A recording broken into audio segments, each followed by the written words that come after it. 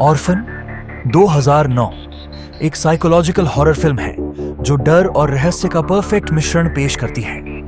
Film की कहानी एक दंपति केट और जॉन कोलमैन के इर्द गिर्द घूमती है जो अपनी तीसरी संतान की मौत के बाद एक अनाथ बच्ची को गोद लेते हैं, लेकिन वे नहीं जानते कि यह बच्ची एस्थर असल में कौन है और उसकी असली पहचान क्या है।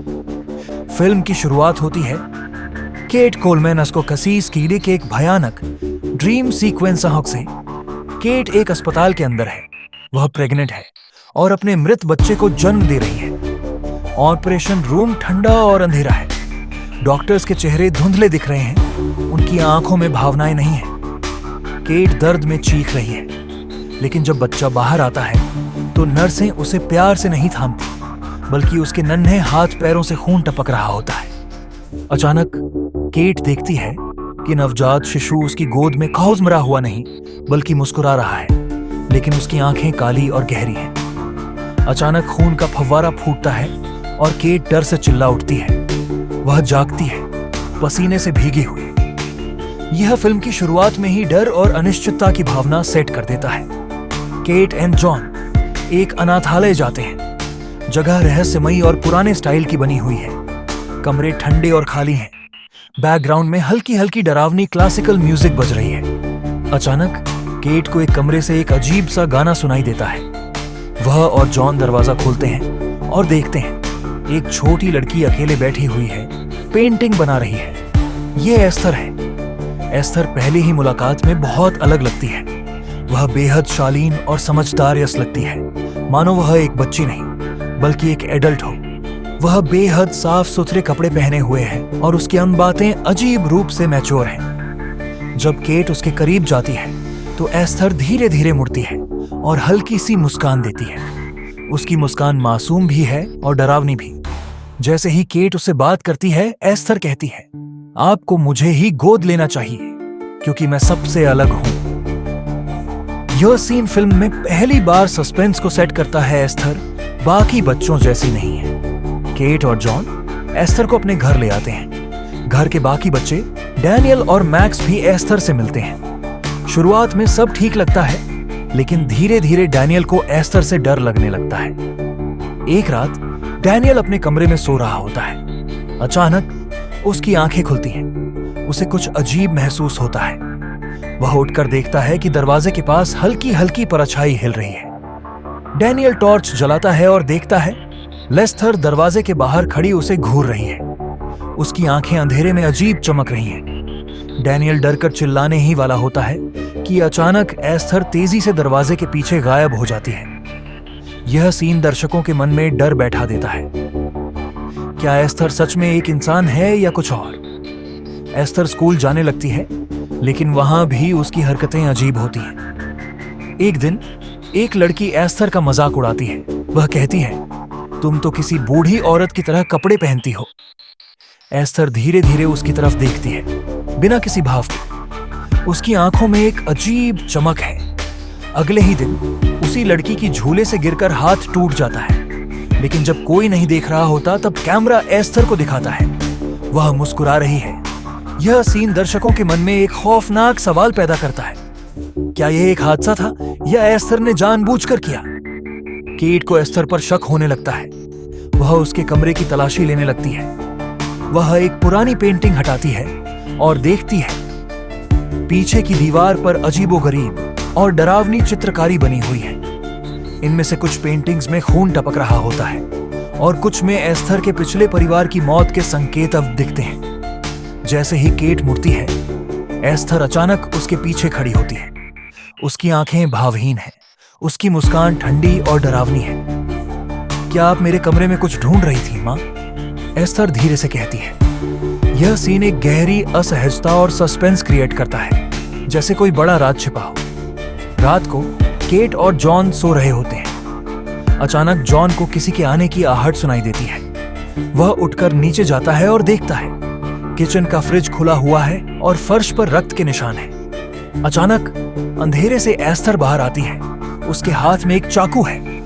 वह जॉन की ओर बढ़ती है। उसकी आंखों में ठंडा गुस्सा है। रात का समय है, घर में अंधेरा है, हर कोई सो रहा है, लेकिन अचानक एक धीमी कर्कश आवाज गूंजती है, मैक्स, मैक्स। मैक्स की आंखें खुलती हैं। कमरे में हल्का नीला प्रकाश है।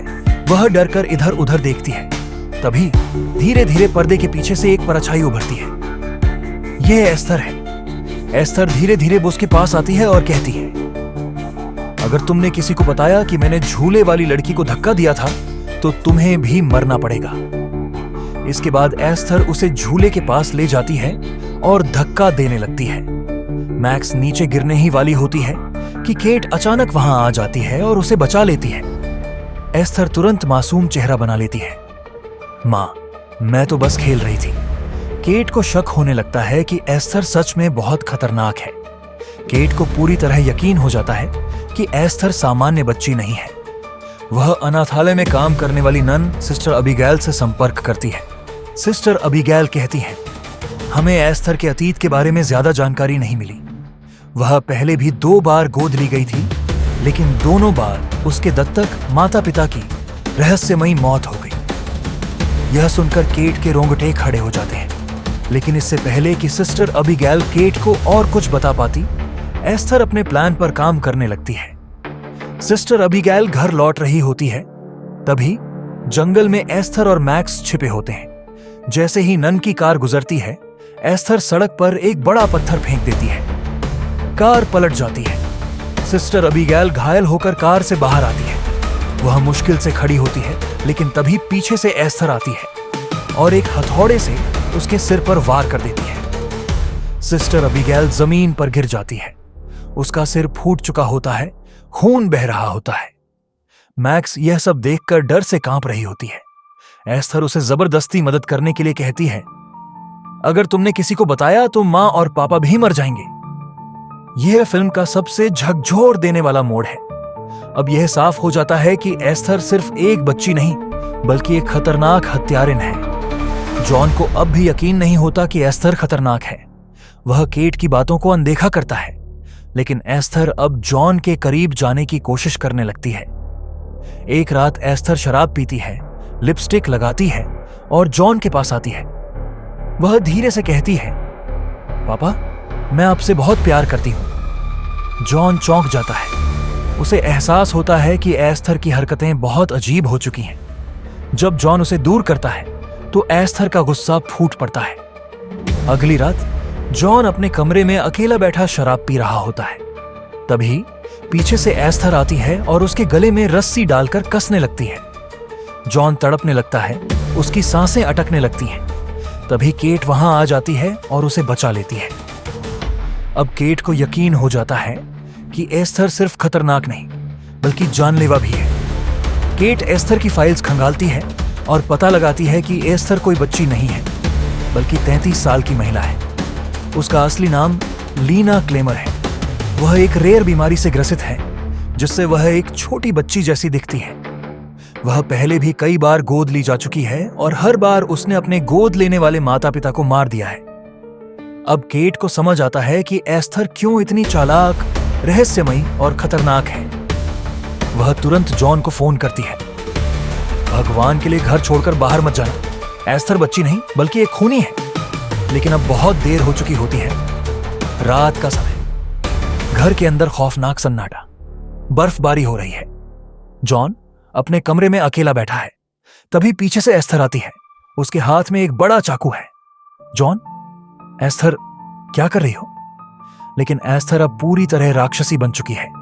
वह चिल्लाती है और जॉन के सीने में चाकू घोंप देती है। जॉन दर्द से चीखता है। खून चारों ओर फैल जाता है। वह धीरे धीरे जमीन पर गिरता है और मर जाता है। केट घर आती है।